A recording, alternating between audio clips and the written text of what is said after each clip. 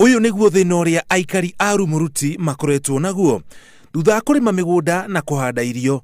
Nyamu cia githaka cingiraga migunda na kuria na guthukangia kiria giothe kiri migunda. Watu watakuwa wakikufa kwa njaa na walikuwa wanafanya kazi ya kulima. Badala ya Mungu chakula ifotee kwa njia ya Mungu kuchoma na jua, inapotea na wanyama. Sawa, wanyama ni wetu, lakini hawana makao. No riu nimegukorwo na uhuruko wa ihinda thutha ruhonge rwa KWS kunyitanira na aria mari na migunda minene iri na nyamu cia githaka gucokia njogu mutitu. Na tondu itingihorwo na muti ta ng'ombe, marahuthira ndege muthemba wa helicopter kuheria njogu ici migunda-ini ya aikari. Kuringana na ruhonge rwa KWS, njogu 50 ni cikoretwo ikirehe hathara ino. This will be a short-term solution because we expect them to go and stay there until when crops are harvested.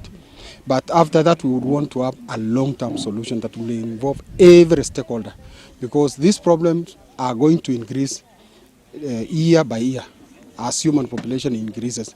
Ona magicokagia ngatho ni mihango ino, aikari ni moritio maikare maitho niguo gutigakorwo na mitino oro yothe njogu igitengera. We would want to advise the people today to keep up those lines that they will see the chopper flying, because the animals are also dangerous.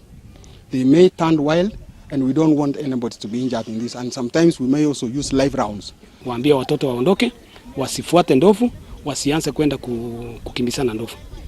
Waachie kazi hiyo officers wa KWS na wale officers wengine wa security ambao wako area hii. Aria maraguima nyamu cia githaka na kigwatio gia kwigitira nao ni marethanwo nao ni maafitha a ugitiri. Some people who have been poaching zebras around in areas like Ngosusu location, and we have arrested 2 suspects. We are still in pursuit of all those other ones. Even those that are dealing with the sales like butcheries, we are going for them.